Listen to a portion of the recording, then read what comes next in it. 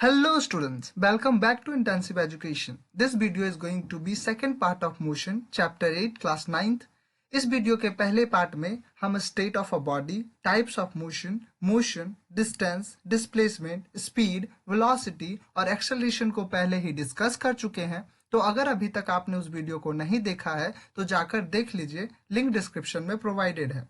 आज के इस वीडियो में हम ग्राफिकल रिप्रेजेंटेशन ऑफ मोशन को डिस्कस करेंगे, इक्वेशन ऑफ मोशन को डराइव करेंगे और अंत में कुछ न्यूमेरिकल्स देखेंगे जो कि एनसीईआरटी में गिवन है। तो चलिए शुरू करते हैं। तो सबसे पहले हम देखते हैं ग्राफिकल रिप्रेजेंटेशन ऑफ मोशन को, यानी मोशन को ग्राफिकल वे में कैसे रिप्रेजेंट कर सकते हैं। तो इसे दो तरीके से रिप्रेजेंट किया जा सकता है, एक डिस्टेंस टाइम ग्राफ से और दूसरा वेलोसिटी टाइम ग्राफ से। तो वेलोसिटी टाइम ग्राफ को हम अगले स्लाइड में समझेंगे। इस स्लाइड में हम देख लेते हैं डिस्टेंस टाइम ग्राफ को। सो डिस्टेंस टाइम ग्राफ भी दो तरह का होता है, जिसे हम एक एक करके समझेंगे। यहाँ सबसे पहले हम देख लेते हैं इस ग्राफ को। तो इस ग्राफ का हॉरिजेंटल एक्सिस टाइम को डिनोट कर रहा है और इसका जो वर्टिकल एक्सिस है वो डिस्टेंस को डिनोट कर रहा है। अब वैसा कोई भी ग्राफ जिसका एक एक्सिस टाइम को डिनोट करे और दूसरा एक्सिस डिस्टेंस को डिनोट करे, तो उस ग्राफ का जो स्लोप होगा, जो लाइन होगा, यानी ये वाली लाइन, वो क्या हो, किसको रिप्रेजेंट करेगा? वो रिप्रेजेंट करेगा वेलोसिटी या स्पीड को। अब ये जो स्लोप है वो बिल्कुल स्ट्रेट है। इसका क्या मतलब है? इसका मतलब है कि जो पार्टिकल है वो इक्वल इंटरवल ऑफ टाइम में इक्वल डिस्टेंस ट्रेवल कर रही है। तो इसका जो वेलोसिटी होगा, जो स्पीड होगा, वो कैसा होगा? यूनिफॉर्म होगा। इसलिए इसे क्या कहेंगे? यूनिफॉर्म वेलोसिटी या यूनिफॉर्म स्पीड कहेंगे। अब मान लीजिए कि इस स्लोप पे आपको दो पॉइंट दिया गया और इन दो पॉइंट के बीच आपको वेलोसिटी कैलकुलेट करने को कहा गया। तो इसे हम कैसे कैलकुलेट करेंगे? तो इसे कैलकुलेट करने के लिए हम सबसे पहले क्या करेंगे, पॉइंट ए पे हम एक हॉरिजॉन्टल लाइन ड्रॉ करेंगे। तो ये लाइन डिस्टेंस एक्सिस को जिस पॉइंट पे टच करेगी, वो पॉइंट हमें बताएगा कि इस पॉइंट पे डिस्टेंस कितना है पार्टिकल का। तो इसे हम नाम दे देंगे S1। अब उसी पॉइंट से हम एक वर्टिकल लाइन ड्रॉ करेंगे टाइम एक्सिस पे, और ये लाइन टाइम एक्सिस को जिस पॉइंट पे टच करेगी वो टाइम हमें बताएगा कि उस पार्टिकल ने S1 डिस्टेंस ट्रेवल करने में कितना टाइम लिया है। तो वहां पे हम इसका नाम दे देंगे T1। ठीक इसी तरह हम पॉइंट बी पर भी एक हॉरिजॉन्टल लाइन ड्रॉ करेंगे और उसका नाम दे देंगे S2, और एक टाइम एक्सिस पे भी एक वर्टिकल लाइन ड्रॉ करेंगे और उसका नाम T2 दे देंगे। अब हमें पता है कि velocity is equals to distance upon time होता है। तो ग्राफ के इस केस में वेलोसिटी इज इक्वल्स टू क्या हो जाएगा? तो यहाँ पे डिस्टेंस हमारा कितना है? तो यहाँ पे डिस्टेंस हमारा इनिशियल जो डिस्टेंस है वो S1 है और फाइनल डिस्टेंस क्या है? S2 है। तो हमारा जो नेट डिस्टेंस हो जाएगा वो क्या होगा? S2 minus S1। तो यहाँ पे हम डिस्टेंस की जगह पे क्या लिखेंगे? S2 माइनस S1 लिखेंगे। अब होता है अपॉन टाइम। तो टाइम की जगह पे क्या होगा? तो हमारा जो इनिशियल टाइम है वो T1 है और फाइनल टाइम क्या है? T2 है। तो यहाँ पे जो नेट टाइम होगा वो कितना होगा? तो T2 माइनस T1 होगा। तो यहाँ पे हम लिख देंगे T2 माइनस T1, है ना। तो इस चैप्टर में आपको ग्राफ से रिलेटेड जितने भी क्वेश्चन मिलेंगे जिसमें आपको वेलोसिटी कैलकुलेट करने को कहा जाए, तो आप इस फॉर्मूले का इस्तेमाल करके वेलोसिटी कैलकुलेट कर सकते हैं। अब हम देख लेते हैं इस ग्राफ को। इस ग्राफ का भी जो हॉरिजॉन्टल एक्सिस है वो टाइम को रिप्रेजेंट कर रहा है और जो वर्टिकल एक्सिस है वो डिस्टेंस को रिप्रेजेंट कर रहा है। इसका मतलब है जो इस ग्राफ का स्लोप होगा वो रिप्रेजेंट करेगा वेलोसिटी या स्पीड को। अब जो इस ग्राफ का जो स्लोप है वो स्ट्रेट नहीं है। क्या है? स्ट्रेट नहीं है। हमने देखा था कि जो ये ग्राफ था उसका जो स्लोप था वो स्ट्रेट था, पर इस ग्राफ का स्लोप स्ट्रेट नहीं है। अब इसका क्या मतलब है? तो इसका मतलब है कि जो पार्टिकल है वो इक्वल इंटरवल ऑफ टाइम में इक्वल डिस्टेंस ट्रेवल नहीं कर रही है। इसका मतलब है कि जो उसका स्पीड है या उसका जो वेलोसिटी है वो यूनिफॉर्म नहीं है। इसलिए इसके स्पीड या इसके वेलोसिटी को क्या कहेंगे? नॉन यूनिफॉर्म स्पीड या वेलोसिटी कहेंगे। अब हम देखते हैं velocity time graph. Velocity time graph भी दो तरह का होता है, एक ये और एक ये। इस ग्राफ में एक एक्सिस टाइम एक्सिस है और दूसरा एक्सिस वेलोसिटी एक्सिस है। तो वैसा ग्राफ जिसका एक एक्सिस टाइम एक्सिस हो और दूसरा एक्सिस वेलोसिटी एक्सिस हो, उसका जो स्लोप होगा, जो लाइन होगा, वो क्या रिप्रेजेंट करेगा? वो एक्सेलरेशन रिप्रेजेंट करेगा। अब यहाँ पे हम देखते हैं कि ये जो स्लोप है वो क्या है? टाइम एक्सिस के पैरेलल है। अब इसका क्या मतलब है? इसका मतलब है कि वेलोसिटी टाइम के साथ ना तो बढ़ रहा है और ना ही घट रहा है, यानी कांस्टेंट है। अब हमें पता है कि एक्सेलरेशन तब होता है जब वेलोसिटी में चेंज होता है। अब क्योंकि यहाँ पे वेलोसिटी में चेंज नहीं हो रहा है, इसलिए यहाँ पे एक्सेलरेशन नहीं होगा। तो इस तरह के मोशन को क्या कहेंगे? यूनिफॉर्म मोशन कहेंगे। क्या कहेंगे? यूनिफॉर्म मोशन कहेंगे। दूसरे कंडीशन में हम देखते हैं कि यहाँ पे भी एक एक्सिस टाइम एक्सिस है और दूसरा एक्सिस वेलोसिटी एक्सिस है। अब यहाँ पे टाइम के साथ वेलोसिटी में इंक्रीमेंट हो रहा है, और ये क्योंकि स्ट्रेट लाइन है इसलिए हम ये कहेंगे कि टाइम के साथ वेलोसिटी में सेम रेट से इंक्रीमेंट हो रहा है, इसलिए यहाँ पे एक्सेलरेशन होगा। और इस तरह के मोशन को क्या कहेंगे? हम यूनिफॉर्म एक्सेलरेटेड मोशन कहेंगे। ये तो हो गई एक्सेलरेशन की बात। अब यहाँ पे एक और इम्पॉर्टेंट पॉइंट ये होता है कि वेलोसिटी टाइम ग्राफ से हम डिस्टेंस भी कैलकुलेट कर सकते हैं। कैसे कैलकुलेट कर सकते हैं वो देख लेते हैं। मान लीजिए इस स्लोप पे आपको 2 पॉइंट दिया गया, पॉइंट ए और पॉइंट बी। अब इन 2 पॉइंट के बीच आपको डिस्टेंस कैलकुलेट करने को कहा गया। तब हम क्या कहेंगे कि पॉइंट ए से हम एक परपेंडिकुलर लाइन ड्रॉ करेंगे टाइम एक्सिस पे, और पॉइंट बी से भी हम एक परपेंडिकुलर लाइन ड्रॉ करेंगे टाइम एक्सिस पे। अब ये जो दोनों लाइन होगा, जिस टाइम एक्सिस को जिस पॉइंट पे टच करेगा उस पॉइंट को हम कुछ ना कुछ नाम दे देंगे। मान लीजिए सी और डी दे दिया। अब यहाँ पे हमें एक फिगर मिला है रेक्टेंगल का। अब इस रेक्टेंगल का जो भी एरिया होगा वही हमारा क्या हो जाएगा? डिस्टेंस हो जाएगा, या मैग्नीट्यूड ऑफ डिस्प्लेसमेंट हो जाएगा। दूसरे कंडीशन में भी हम देख लेते हैं कि मान लीजिए 2 पॉइंट है, पॉइंट ए और पॉइंट बी। तब यहाँ पे डिस्टेंस कैलकुलेट करने के लिए हम क्या करेंगे? पॉइंट ए से एक परपेंडिकुलर लाइन ड्रॉ करेंगे टाइम एक्सिस पे, और पॉइंट बी से भी एक परपेंडिकुलर लाइन ड्रॉ करेंगे टाइम एक्सिस पे। अब इन दोनों लाइन टाइम एक्सिस को जिस पॉइंट पे टच कर रही है उस पॉइंट को भी हम कुछ ना कुछ नाम दे देंगे, मान लीजिए सी और डी। अब हमें जो फिगर मिला है उसका जो एरिया होगा वही क्या हो जाएगा? हमारा डिस्टेंस हो जाएगा। वही क्या हो जाएगा? डिस्टेंस हो जाएगा, या मैग्नीट्यूड ऑफ डिस्प्लेसमेंट हो जाएगा। इस चैप्टर का मोस्ट इंपॉर्टेंट टॉपिक है equation of motion. So motion के 3 इक्वेशंस है। यहाँ पे हम देखेंगे फर्स्ट इक्वेशन ऑफ मोशन को, जिसे वेलोसिटी टाइम रिलेशन भी कहा जाता है।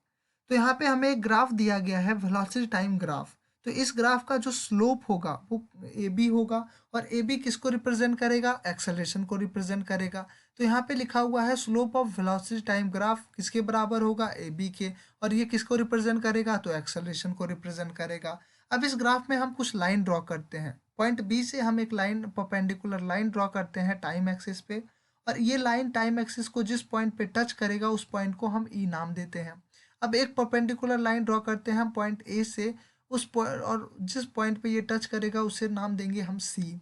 अब एक और लाइन ड्रॉ करते हैं हम पॉइंट बी से, और इस पॉइंट को, इस ये जो लाइन है वो वेलोसिटी एक्सिस को जिस पॉइंट पे टच करेगा वो हमारा क्या होगा? फाइनल वेलोसिटी रिप्रेजेंट करेगा। अब इस ग्राफ में हमारा जो स्लोप है वो ए बी के बराबर है, और स्लोप का जो फॉर्मूला होता है वो क्या होता है? Slope is equals to rise versus run. अब यहाँ पे जो हमारा राइज है वो क्या है? तो हमारा राइज है बी सी के बराबर, और रन किसके बराबर है? तो रन ए सी के बराबर है। तो यहाँ पे हम वैल्यू पुट करेंगे, तो slope A B is equals to क्या हो जाएगा? राइज यानी बी सी, और रन किसके बराबर हो जाएगा? ए सी के। तो A B is equals to क्या हो जाएगा? बी सी अपॉन ए सी।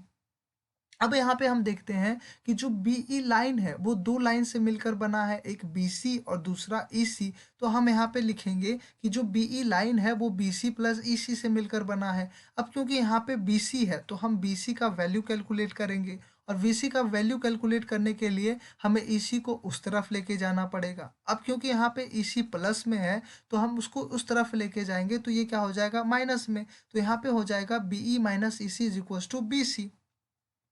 तो BC का जो वैल्यू आया वो क्या है? BE minus EC। अब BC का ये वैल्यू हम इस यहाँ पे पुट करेंगे इक्वेशन में, तो AB इज इक्वल्स टू क्या हो जाएगा? BE minus EC upon AC। अब यहाँ पे हम देखते हैं BE किसके बराबर है? तो BE पैरेलल है और इक्वल है किसके? DO के। और DO क्या रिप्रेजेंट कर रहा है? तो फाइनल वेलोसिटी V को रिप्रेजेंट कर रहा है। तो BE इज इक्वल्स टू हम क्या लिखेंगे? V लिखेंगे। और EC किसके बराबर है? तो EC इक्वल है और पैरेलल है किसके? OA के। और OA क्या रिप्रेजेंट कर रहा है? U को रिप्रेजेंट कर रहा है, यानी इनिशियल वेलोसिटी को रिप्रेजेंट कर रहा है।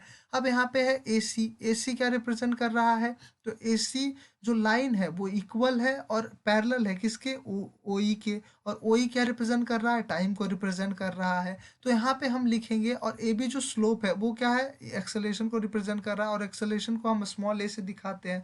तो यहाँ पे लिखेंगे a is equals to v minus you divided by t, क्योंकि हमारा जो बीई है वो फाइनल वेलोसिटी रिप्रेजेंट कर रहा है, ईसी जो है हमारा इनिशियल वेलोसिटी रिप्रेजेंट कर रहा है, और एसी जो है वो हमारा टाइम रिप्रेजेंट कर रहा है।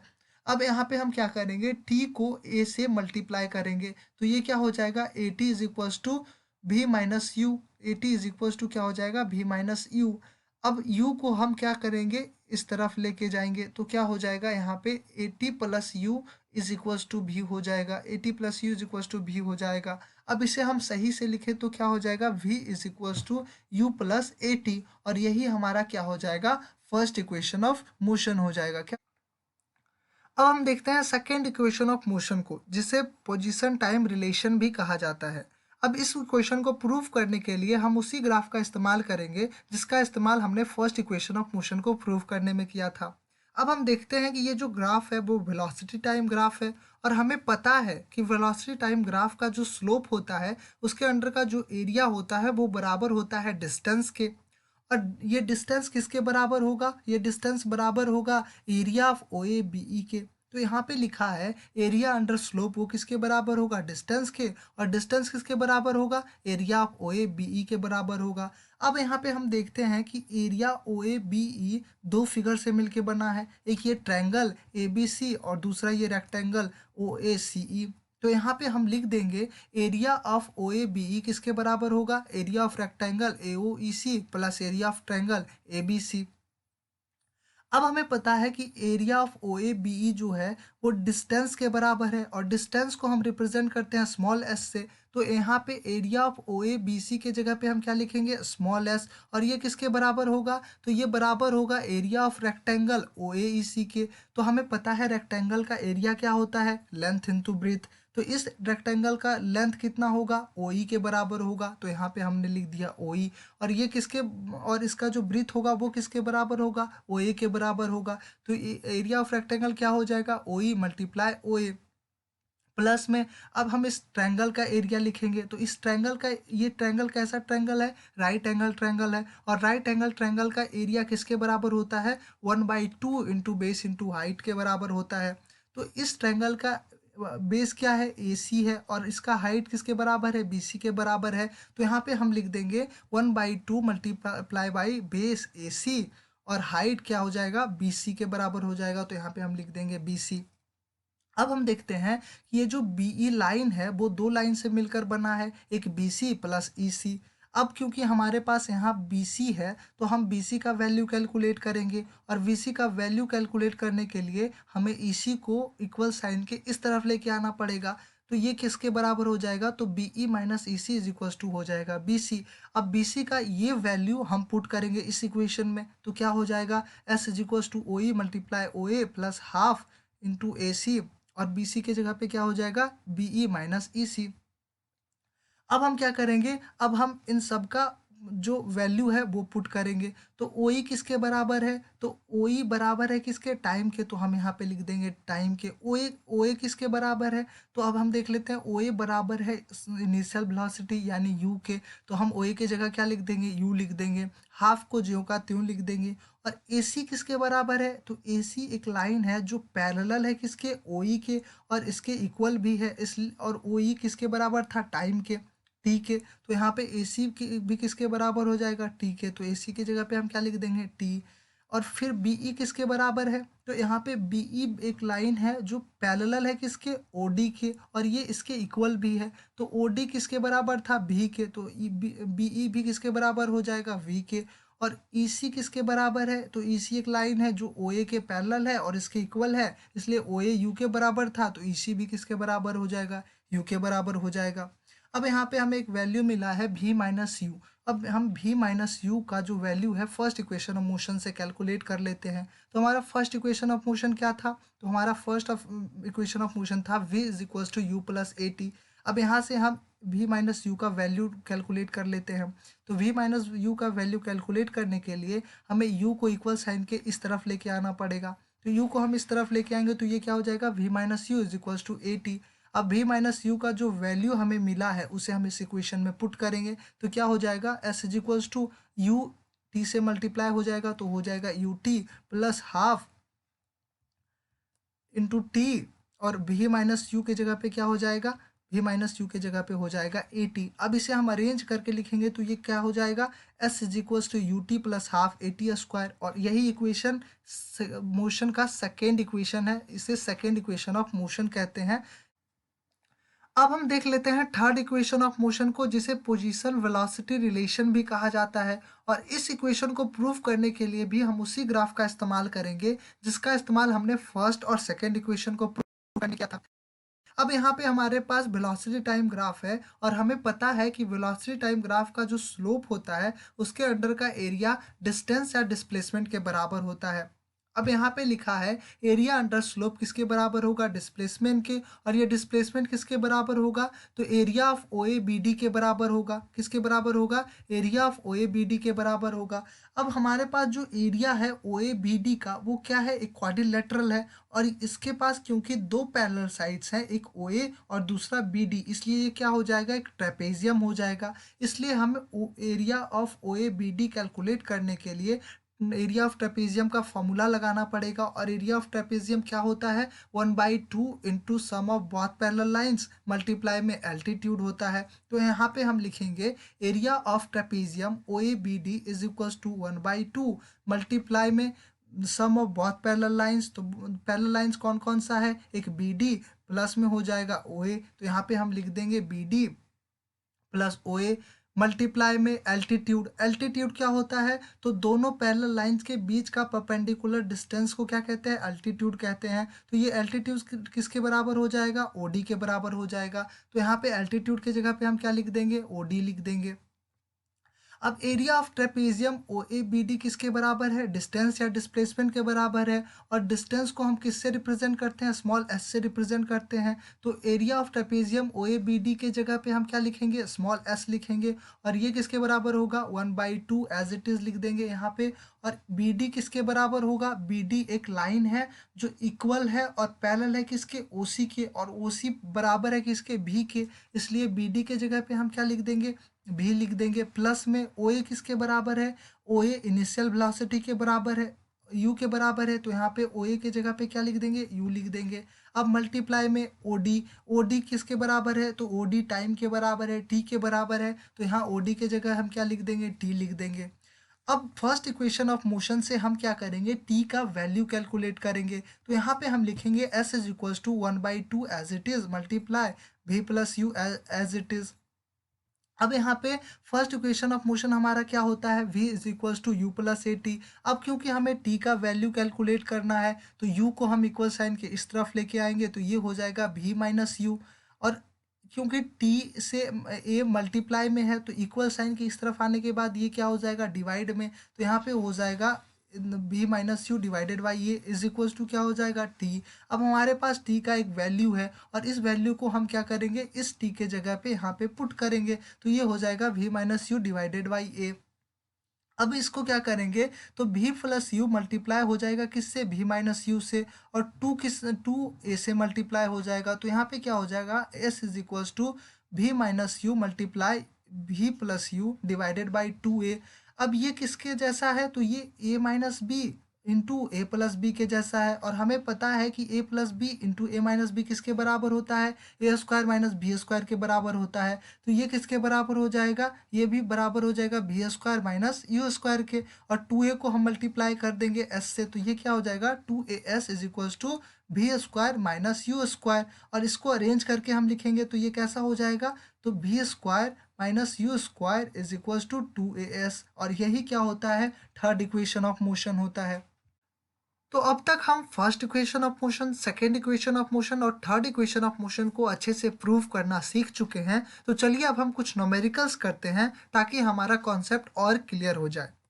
तो यहाँ पे हमारा फर्स्ट क्वेश्चन है, an object travels 16 metre in 4 seconds and then another 16 metre in 2 seconds। What is average speed of the object. अब यहाँ क्वेश्चन कह रहा है कि एक ऑब्जेक्ट एक पॉइंट से 16 मीटर का डिस्टेंस ट्रेवल करता है, कितने टाइम में, 4 सेकेंड्स में। और फिर उसी पॉइंट से अनदर 16 मीटर का डिस्टेंस ट्रेवल करता है। कितने टाइम में? 2 सेकेंड में। अब यहाँ पे हम देखेंगे कि total distance travel by object कितना है, तो 16 metre plus 16 metre is equal to 32 metre. और ऑब्जेक्ट ने टोटल कितना डिस्टेंस ट्रेवल किया? 32 मीटर। अब हम देखते हैं कि ऑब्जेक्ट ने टोटल कितना टाइम लिया इस 32 मीटर डिस्टेंस ट्रेवल करने में। तो इसने पहले 16 मीटर का डिस्टेंस ट्रेवल करने में लिया था 4 सेकेंड, तो ये हो जाएगा 4 सेकेंड प्लस दूसरे 16 मीटर का डिस्टेंस ट्रेवल करने में इसने टाइम लिया था 2 सेकेंड, तो plus 2 second is equal to क्या हो जाएगा? 6 सेकेंड। तो ऑब्जेक्ट ने 32 मीटर का डिस्टेंस ट्रेवल करने में 6 सेकेंड का टाइम लिया टोटल। तो अब हमें यहाँ क्वेश्चन में हमसे पूछ रहे हैं कि एवरेज स्पीड बताओ। तो एवरेज स्पीड का फॉर्मूला हम क्या जानते हैं? Average speed is equals to होता है total distance travel divided by total time taken. तब यहाँ पे हम टोटल डिस्टेंस ट्रेवल हमारे पास कितना है? 32 मीटर, और टोटल टाइम कितना है? 6 सेकेंड। तो हम यहाँ पे इसका वैल्यू पुट कर देंगे, तो ये हो जाएगा 32 मीटर डिवाइडेड बाई 6 सेकेंड्स। और जब हम इसे डिवाइड करेंगे तो हमें वैल्यू कितना मिलेगा? 5.33 मीटर पर सेकेंड। और यही हमारा क्या हो जाएगा? एवरेज स्पीड हो जाएगा। अब हमारा दूसरा क्वेश्चन कहता है कि Usha swims in a 90 metre long pool. Usha क्या करती है? एक 90 मीटर लॉन्ग पूल में स्विम करती है। She covers 180 metre in 1 minute by swimming from one end to the other end back along the same straight path. Usha क्या करती है? इस पॉइंट से स्विम करना स्टार्ट करती है और स्विम करते हुए इस पूल के एंड पॉइंट तक जाती है। और ये कितना डिस्टेंस ट्रेवल करती है? 90 मीटर का डिस्टेंस ट्रेवल करती है। और फिर उषा इस पॉइंट से वापस उस पॉइंट तक आती है जिस पॉइंट पर उसने स्विम करना स्टार्ट किया था। तो टोटल डिस्टेंस कितना हो गया? इस पॉइंट तक इस पॉइंट तक जाने में उसने 90 मीटर का डिस्टेंस ट्रेवल किया, और वापस से इस पॉइंट तक आने में उसने फिर से 90 मीटर का डिस्टेंस किया। तो उषा ने टोटल कितना डिस्टेंस ट्रेवल किया? तो 90 plus 90 is equals to 180 metre का डिस्टेंस ट्रेवल किया। अब उषा का डिस्प्लेसमेंट कितना होगा यहाँ पे? तो उषा ने इस पॉइंट से अपना ट्रेवल करना स्विम करना स्टार्ट किया था, और वापस से इसी पॉइंट पर आकर कॉन्साइड कर गई, यानी उसके इनिशियल पॉइंट और फाइनल पॉइंट के बीच का डिस्टेंस क्या हो गया? 0 हो गया। तो उसका डिस्प्लेसमेंट क्या हो जाएगा? 0 हो जाएगा। अब हम देखते हैं कि उषा ने इस पॉइंट से इस पॉइंट तक जाने में और वापस से इस पॉइंट तक आने में, यानी 180 मीटर का डिस्टेंस ट्रेवल करने में उषा ने टोटल 1 मिनट का टाइम लिया। और 1 मिनट को हम क्या करते हैं? सेकेंड्स में कन्वर्ट कर देते हैं, तो ये कितना हो जाएगा? 60 सेकेंड्स हो जाएगा। अब हमसे क्वेश्चन में क्या पूछा जा रहा है? तो हमसे क्वेश्चन कह रहा है कि find the average speed and average velocity of Usha. तो हम पहले एवरेज स्पीड कैलकुलेट कर लेते हैं। तो एवरेज स्पीड का फॉर्मूला हम क्या जानते हैं? तो average speed is equals to होता है total distance travel divided by total time taken. तो टोटल डिस्टेंस ट्रेवल हमारे पास कितना है? 180 मीटर, और टोटल टाइम कितना है? 60 सेकेंड। तो यहाँ पे हम वैल्यू पुट कर देंगे 180 मीटर डिवाइडेड बाई 60 सेकेंड्स। अब हम डिवाइड करेंगे तो हमें कितना मिलेगा? 3 मीटर पर सेकेंड वैल्यू मिलेगा, और यही 3 मीटर पर सेकेंड हमारा क्या होगा? एवरेज स्पीड होगा उषा का। अब दूसरा क्वेश्चन इसमें था एवरेज वेलोसिटी बताओ। तो एवरेज वेलोसिटी का फॉर्मूला क्या होता है? Displacement upon total time taken. तो डिस्प्लेसमेंट कितना था उषा का? 0 मीटर, और टाइम कितना था? 60 सेकेंड। तो यहाँ पे हम वैल्यू पुट करेंगे 0 मीटर डिवाइडेड बाई 60 सेकेंड, तो ये कितना हो जाएगा? 0 मीटर पर सेकेंड। तो उषा का जो एवरेज वेलोसिटी होगा वो किसके बराबर होगा? 0 मीटर पर सेकेंड के। और एवरेज स्पीड होगा किसके बराबर होगा? 3 मीटर पर सेकेंड्स के। अब यहाँ पे हम एक लास्ट क्वेश्चन कर लेते हैं एक्सेलरेशन से रिलेटेड। तो इस क्वेश्चन में क्या कह रहा है कि a car accelerates uniformly from 18 kilometre per hour to 36 kilometre per hour in 5 second. Calculate the acceleration and the distance cover by car in that time. तो कह रहा है कि एक कार है जो एक्सेलरेट होता है। पहले इसका जो वेलोसिटी था वो क्या था? 18 किलोमीटर पर आवर। फिर एक्सेलरेशन के कारण इसका वेलोसिटी इंक्रीज हो गया, और वो कितना हो गया? 36 किलोमीटर पर आवर। और 18 किलोमीटर पर आवर से 36 किलोमीटर पर आवर होने में इसे कितना टाइम लगा? 5 सेकेंड्स का टाइम लगा। तो हम सबसे पहले क्या करते हैं? हमें जो जो गिवन है क्वेश्चन में वो लिख लेते हैं। तो हमें इनिशियल वेलोसिटी गिवन है कितना? 18 किलोमीटर पर आवर। और क्या गिवन है? फाइनल वेलोसिटी गिवन है 18 किलोमीटर 36 किलोमीटर पर आवर, और टाइम गिवन है 5 सेकेंड। तो यहाँ पे हम देखते हैं कि हमारा जो टाइम है वो सेकेंड्स में है, पर हमारा जो वेलोसिटी है u और v वो क्या है, किलोमीटर पर आवर में है। तो हम इसे कन्वर्ट करेंगे किस में, मीटर पर सेकेंड में, और मीटर पर सेकेंड में कन्वर्ट करने के लिए इसे हमें 5 डिवाइडेड बाई 18 से मल्टीप्लाई करना पड़ेगा, और 5 डिवाइडेड बाई 18 से मल्टीप्लाई करने के बाद ये कितना हो जाएगा, 5 मीटर पर सेकेंड। और ठीक उसी तरह v को भी 5 डिवाइडेड बाई 18 से मल्टीप्लाई करेंगे तो ये हो जाएगा 10 मीटर पर सेकेंड, और t हमारा पहले से ही सेकेंड्स में है। अब हम फर्स्ट क्वेश्चन को देखते हैं। इसमें हमसे क्या पूछा जा रहा है, एक्सेलरेशन पूछ रहा है। तो एक्सेलरेशन क्या हम जानते हैं, एक्सेलरेशन इज इक्वल्स टू होता है final velocity minus initial velocity. तो यहाँ पे हम फाइनल वेलोसिटी कितना और इनिशियल वेलोसिटी का वैल्यू पुट करेंगे। तो फाइनल वेलोसिटी कितना है, 10 मीटर पर सेकेंड, और इनिशियल वेलोसिटी है 5 मीटर पर सेकेंड, और टाइम हमारा है 5 सेकेंड। तो यहाँ पे हम पुट कर देंगे वैल्यू। तो यहाँ पे क्या हो जाएगा, 10 मीटर पर सेकेंड में 5 मीटर पर सेकेंड माइनस हो जाएगा, तो बचेगा क्या, 5 मीटर पर सेकेंड, और उसको डिवाइड करेंगे 5 सेकेंड से तो क्या हो जाएगा, 1 बचेगा। तो ये हो जाएगा 1 मीटर पर सेकेंड स्क्वायर, और यही इस कार का क्या हो जाएगा, एक्सेलरेशन हो जाएगा। अब हम देख लेते हैं हमारा सेकेंड क्वेश्चन। तो सेकेंड क्वेश्चन में हमसे कह रहा है कि बताइए 5 सेकेंड में कार कितना डिस्टेंस कवर करेगा। तो हम क्या जानते हैं सेकेंड इक्वेशन ऑफ मोशन से, s is equal to u t plus half a t square होता है। तो यहाँ पे हम सारे का वैल्यू पुट करेंगे।